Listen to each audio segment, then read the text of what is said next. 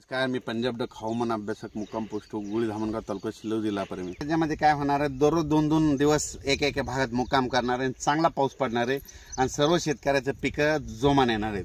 म्हणून हे सर्वांना सांगतोय.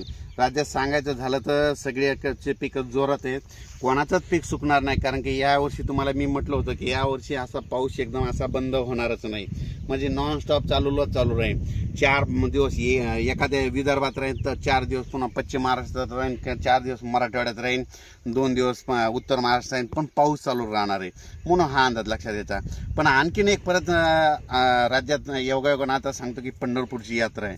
पंढरपूरची आषाढी एकादशी आहे आणि सर्व महाराज मंडळी आणि सगळे भक्तगण आणि सगळे वारकरी संपूर्ण आता पंढरपूरकडे यात्रेकडे जायला निघाले. तर मग तिकडे गेल्याच्या नंतर पाऊस पडेल का नाही हे देखील आज सांगणार आहे.